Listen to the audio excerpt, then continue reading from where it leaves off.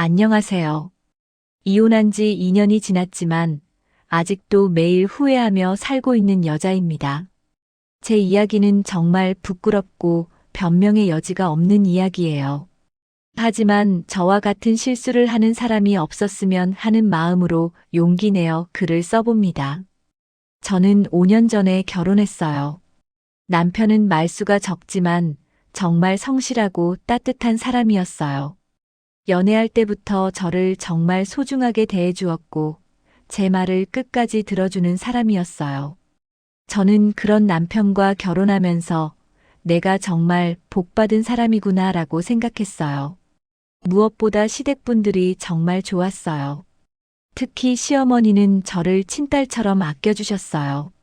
처음 인사드리러 갔을 때부터 우리 딸 왔네라고 하시며 반갑게 맞아주셨거든요. 제가 어릴 때 부모님과 관계가 좀 어려웠는데 시어머니가 그런 빈자리를 채워주시는 것 같았어요. 시아버지도 말은 많지 않으시지만 정말 따뜻한 분이셨어요. 제가 감기만 걸려도 우리 며느리 괜찮나? 하고 걱정해 주시고 명절 때마다 고생 많다며 용돈을 따로 챙겨주시기도 했어요. 시누이는 가끔 말이 좀 직설적일 때가 있었지만 그래도 언니라고 부르면서 잘 지냈어요. 결혼 초기 2년 정도는 정말 행복했어요. 남편과 저는 작은 아파트에서 소박하지만 따뜻한 생활을 했어요. 주말이면 시댁에 가서 온 가족이 함께 시간을 보내고 시어머니와 함께 시장도 보고 요리도 하면서 정말 가족이 된 기분이었어요. 시어머니는 시내에서 작은 분식점을 운영하고 계셨는데 가끔 제가 도와드리러 가기도 했어요. 그럴 때마다 시어머니는 우리 며느리가 있어서 든든하다고 하시며 주변 손님들에게 자랑하기도 하셨어요. 저는 그런 시어머니를 보면서 진짜 엄마를 얻은 기분이었어요. 그런데 그 평온했던 일상이 어느 날 갑자기 무너졌어요.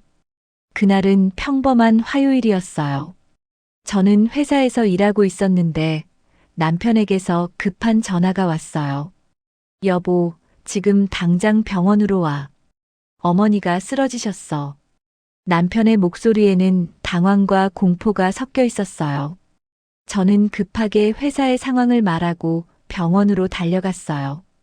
응급실에 도착했을 때 시어머니는 의식을 잃은 채로 침대에 누워 계셨어요.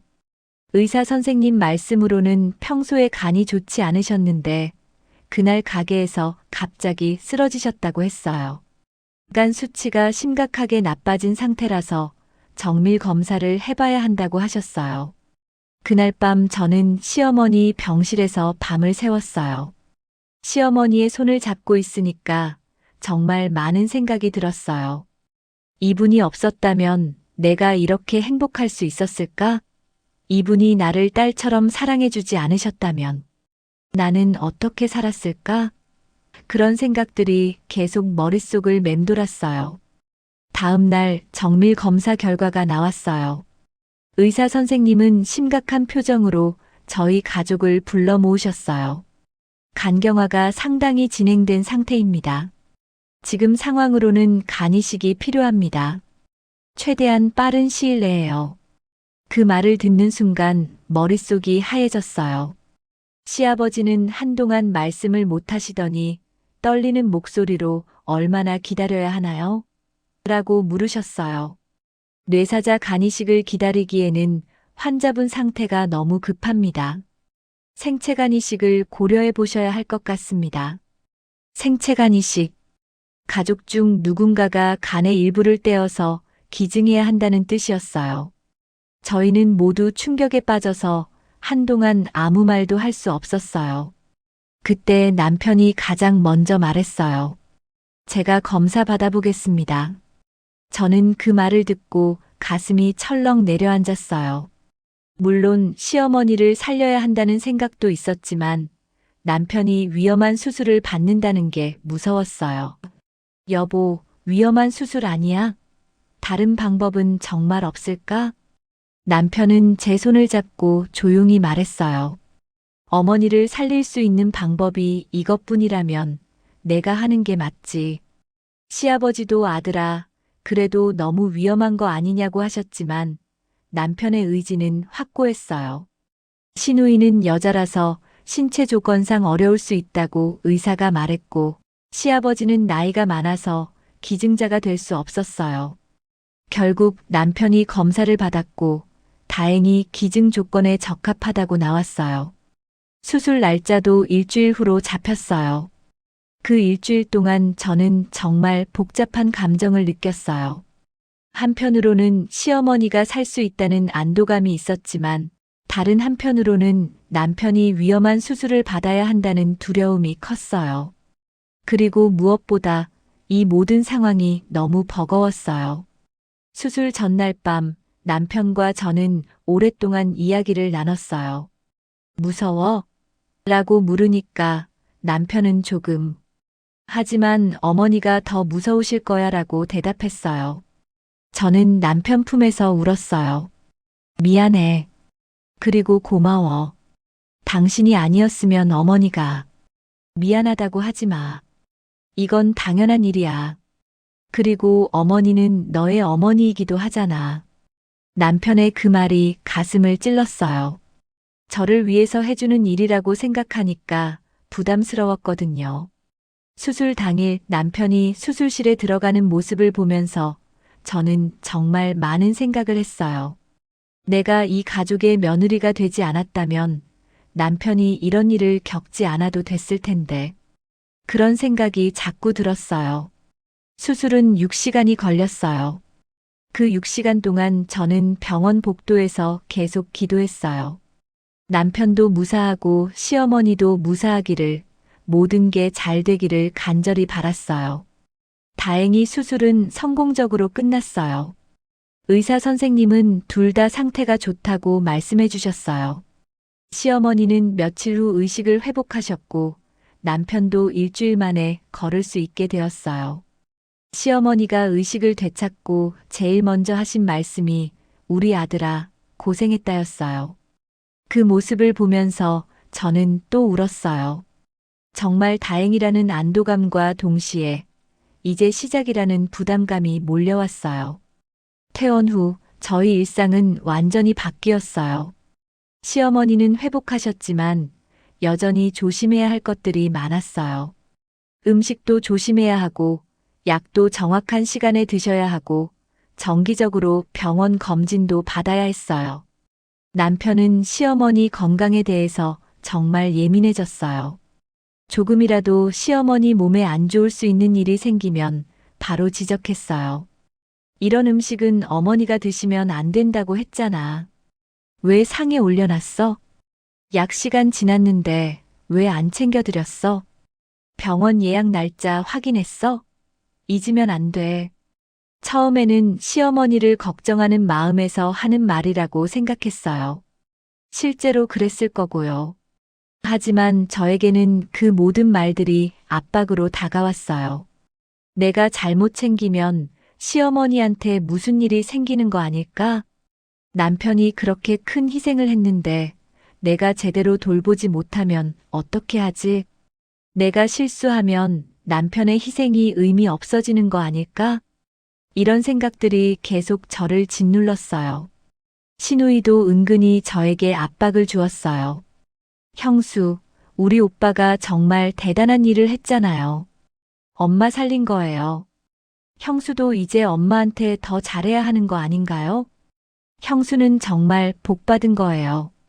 우리 오빠 같은 남편 어디서 구해요? 엄마 간 수치 검사 결과 어때요?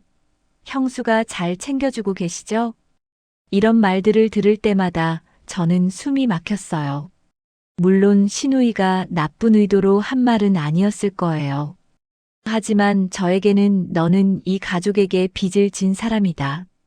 그러니까 더 열심히 해야 한다는 메시지로 들렸어요. 그렇게 1년 정도가 지났어요. 시어머니는 많이 회복되셨고 남편도 완전히 건강해졌어요. 하지만 저는 점점 더 힘들어졌어요. 남편에게 솔직하게 말하고 싶었어요. 내가 얼마나 부담스러워하는지, 얼마나 미안해하는지, 얼마나 압박감을 느끼고 있는지 말이에요. 하지만 그럴 수가 없었어요. 남편이 그렇게 큰 희생을 했는데 제가 힘들다고 말하는 게 이기적으로 느껴졌거든요. 남편은 가끔 저에게 이렇게 말했어요. 당연한 일을 한 거야. 너 때문에 한 게 아니야. 그냥 어머니가 우리 어머니니까 한 거야. 그런 말을 들으면 더 괴로웠어요. 남편은 저를 위로하려고 한 말이었겠지만 저에게는 너는 이 일에 대해서 미안해할 필요도 없는 사람이다라는 뜻으로 들렸어요. 마치 제가 이 가족의 완전한 구성원이 아닌 것처럼 느껴졌어요. 그 무렵 회사에서 새로운 프로젝트를 맡게 되었어요. 다른 부서 팀장님과 함께 일하게 되었는데 그분이 정말 세심하고 따뜻한 분이었어요. 처음에는 그냥 업무적인 관계였어요. 하지만 프로젝트를 진행하면서 자주 대화를 나누게 되었고 그분이 제 이야기를 정말 잘 들어주셨어요. 어느 날 야근을 하다가 제가 너무 피곤해 보였나 봐요. 그분이 괜찮으세요? 요즘 많이 힘들어 보이시는데 라고 말씀하셨어요. 저는 그때 처음으로 누군가에게 제 마음을 털어놨어요. 집안일이 좀 복잡해서요. 시어머니가 아프셨는데 남편이 간이식을 해드렸거든요. 그럼 정말 힘드시겠어요. 가족분 건강도 걱정되고 돌봐드리는 것도 쉽지 않으실 텐데.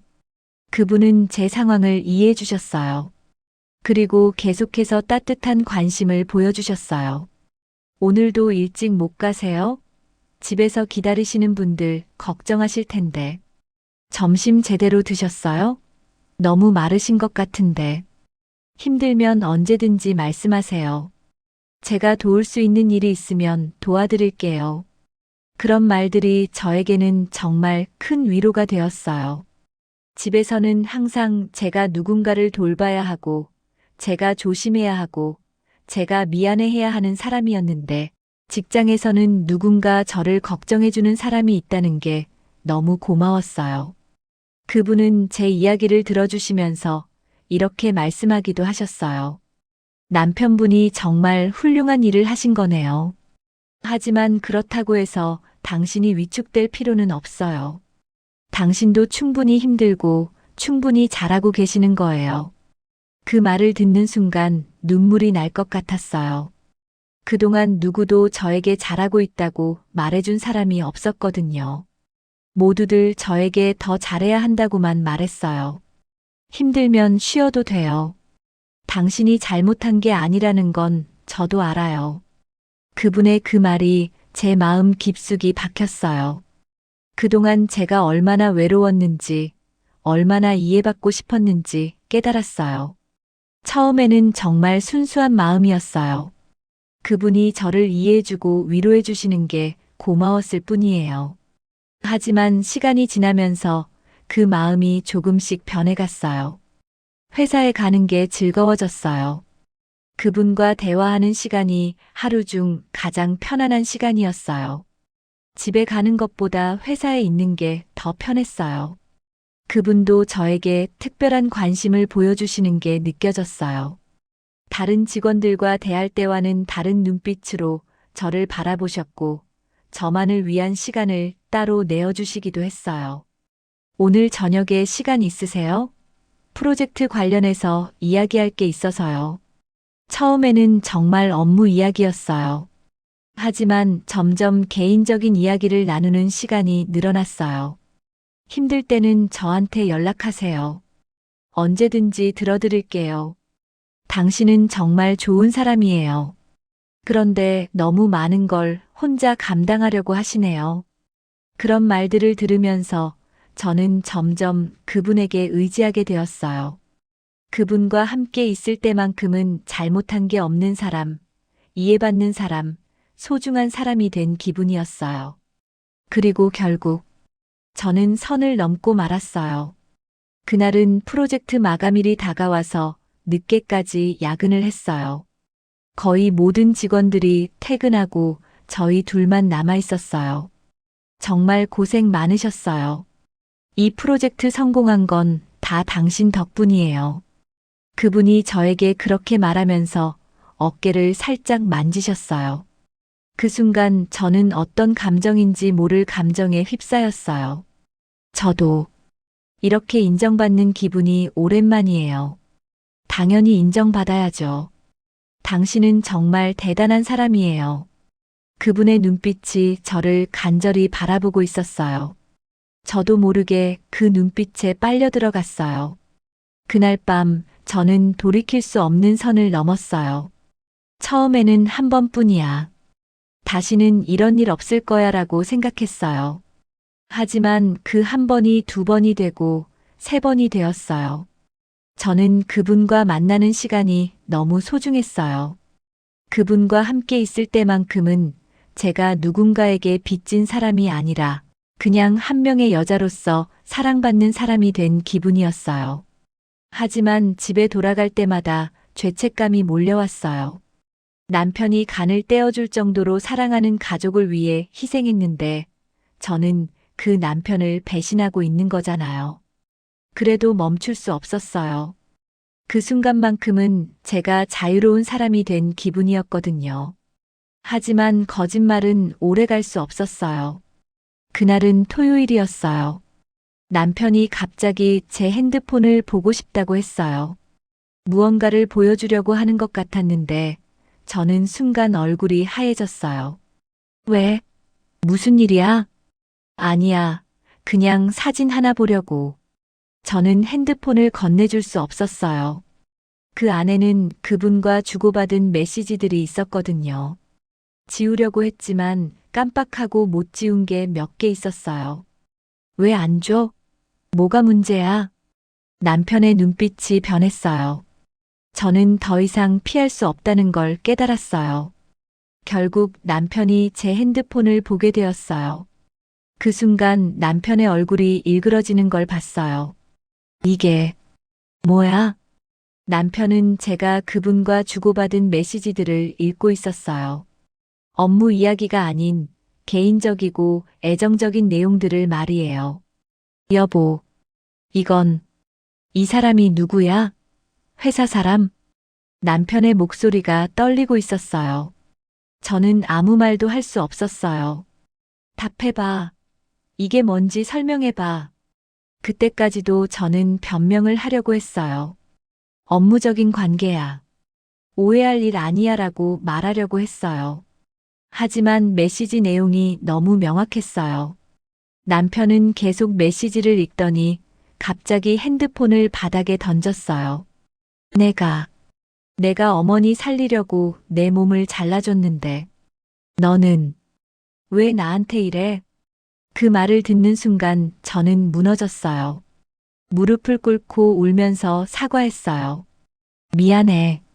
정말 미안해. 나도 왜 그랬는지 모르겠어. 미안해. 하지만 남편의 눈빛은 이미 차갑게 식어 있었어요. 그날 밤 시댁에 연락이 갔나 봐요. 다음 날 시누이가 화를 내며 찾아왔어요. 형수는 진짜 최악이에요. 오빠가 엄마 살리려고 목숨까지 걸었는데 어떻게 이럴 수 있어요? 시누이는 울면서 소리쳤어요. 우리 엄마는 형수를 얼마나 좋아하셨는데, 친딸보다 더 아껴주셨는데, 시어머니와 시아버지도 오셨어요. 시어머니는 저를 보더니 눈물을 흘리셨어요. 내가 너한테 무슨 잘못을 했니? 내가 너를 얼마나 좋아했는데. 시어머니의 그 말이 가장 아팠어요. 정말 저를 친딸처럼 아껴주셨던 분이에요. 그런데 제가 그 사랑을 이렇게 배신한 거잖아요. 시아버지는 아무 말씀도 하지 않고 천천히 고개를 숙이셨어요. 그 모습이 더 마음 아팠어요. 저는 모든 분들 앞에서 무릎을 꿇고 사과했어요. 죄송해요. 정말 죄송해요. 제가 미쳤었어요. 하지만 어떤 말을 해도 이미 늦었어요. 남편은 그때 처음으로 저를 향해 단호하게 말했어요. 우리 여기까지 하자. 이건 용서하고 말 것도 아니야. 저는 울면서 남편을 붙잡았어요. 안 돼. 다시는 이런 일 없을 거야. 제발. 하지만 남편은 제 손을 뿌리쳤어요. 이미 끝났어. 나는 더 이상 너를 믿을 수 없어. 시어머니가 아들아, 그래도 라고 말려보려 하셨지만 남편은 고개를 저었어요. 엄마, 저는 이제 제 인생부터 챙길래요. 저도 너무 힘들었어요. 그 말이 제 심장을 갈갈이 찢었어요. 남편도 힘들었다고 하는데 저는 그런 남편을 더 힘들게 한 거예요. 그날 이후로 남편은 저와 대화를 거부했어요. 같은 집에 살면서도 마치 없는 사람처럼 대했어요. 몇 주 후에 남편이 이혼 얘기를 꺼냈어요. 변호사 선임했어. 이혼 절차 진행할 거야. 저는 마지막으로 한 번 더 매달려 봤어요. 정말 용서할 수 없어? 나 정말 후회하고 있어. 다시는 이런 일 없을 거야. 남편은 저를 바라보더니 차갑게 말했어요. 너는 내가 어머니를 위해서 희생했다는 걸 이용했어. 그 죄책감 때문에 내가 뭘 해도 참을 거라고 생각한 거지. 그 말을 듣고 저는 정말 충격받았어요. 남편이 제 마음을 그렇게 해석하고 있었던 거예요. 아니야. 나는 그런 생각으로 한 게 아니야. 그럼 뭐야? 나한테 미안해서 괴로웠으면 왜 나한테 말하지 않고 다른 남자한테 갔어? 저는 할 말이 없었어요. 정말 그랬거든요. 남편한테 솔직하게 얘기하는 대신에 다른 곳에서 위로를 찾았던 거예요. 결국 저희는 이혼했어요. 이혼 절차가 진행되는 동안에도 저는 계속 후회했어요. 남편이 간을 기증했던 그 순간들을 계속 떠올렸어요. 수술실에 들어가기 전에 제 손을 잡아주었던 그 손 회복하면서도 저를 걱정해 주었던 그 눈빛, 시어머니를 돌보면서도 저를 배려해 주려고 했던 그 마음들을 생각하면 정말 미칠 것 같았어요. 그런 남편을 제가 배신한 거예요. 그것도 가장 비겁한 방법으로요. 이혼 후에 저는 작은 원룸으로 이사했어요. 혼자 살면서 정말 많은 생각을 했어요. 왜 그때 남편에게 솔직하게 말하지 못했을까? 왜 힘들다고, 부담스럽다고, 미안하다고 말하지 못했을까? 왜 다른 사람한테서 위로를 찾으려고 했을까? 그 모든 선택들이 잘못된 선택이었다는 걸 깨달았어요. 하지만 이미 늦었어요. 회사에서 그분도 저를 피하기 시작했어요. 아마 제가 이혼하게 된 걸 알고 부담스러워 하시는 것 같았어요. 결국 그분과의 관계도 자연스럽게 끝났어요. 저는 정말 모든 걸 잃었어요. 사랑하는 남편, 따뜻했던 시댁 가족, 안정적이었던 결혼 생활, 모든 걸 제 손으로 망가뜨렸어요. 지금 생각해보면 정말 어리석었어요. 남편이 저를 위해서가 아니라 가족을 위해서 했다고 말했을 때 저는 그걸 배제의 메시지로 받아들였어요. 하지만 사실은 저를 부담스럽게 하지 않으려는 배려였을 수도 있어요. 제가 부담스럽다고 미안하다고 말했을 때 남편이 어떻게 반응했을지 알 수 없어요. 하지만 적어도 다른 사람한테서 위로를 찾는 것보다는 나은 선택이었을 거예요. 이혼한 지 2년이 지났지만 아직도 후회하고 있어요. 가끔 남편 소식을 듣게 되는데 남편은 지금 새로운 사람과 만나고 있다고 해요. 그 얘기를 들으면 마음이 아프지만 한편으로는 다행이라는 생각도 들어요. 저 같은 사람과 살았던 시간을 잊고 행복하게 살았으면 좋겠어요. 시어머니는 지금도 건강하시다고 해요. 남편의 간이 잘 맞아서 큰 문제 없이 지내고 계신다고 들었어요. 그 얘기를 들으면 정말 다행이면서도 미안해요. 제가 좀 더 잘했다면 계속해서 그분의 며느리로 살 수 있었을 텐데 말이에요. 지금의 저는 세 가지를 깊이 깨달았어요. 첫 번째는 사람의 희생은 당연한 게 아니다라는 거예요. 남편이 시어머니를 위해서 간이식을 한 건 정말 대단한 일이었어요. 저는 그걸 당연하게 받아들이면서 죄책감만 느꼈는데 사실은 그 희생에 감사하고 그에 걸맞는 사랑으로 보답해야 했어요. 두 번째는 사랑받는 만큼 책임도 생긴다는 거예요. 남편과 시댁 식구들이 저를 가족으로 받아들이고 사랑해 주신 건 정말 큰 선물이었어요. 그런데 저는 그 사랑을 당연하게 여기고 배신했어요. 세 번째는 부채감과 두려움은 감춰지지만 결국 관계를 파괴한다는 거예요. 제가 힘들다고 솔직하게 말했다면 남편이 이해해줬을지도 모르거든요. 하지만 저는 그런 대화를 피하고 다른 곳에서 해답을 찾으려고 했어요. 이 세 가지 교훈을 너무 늦게 깨달았어요. 만약 그때로 돌아갈 수 있다면 저는 남편에게 솔직하게 말할 거예요. 당신이 어머니를 위해서 그렇게 큰 희생을 했는데 나는 그에 비해 너무 작은 사람 같아서 부담스러워. 어떻게 하면 당신과 어머니에게 보답할 수 있을까?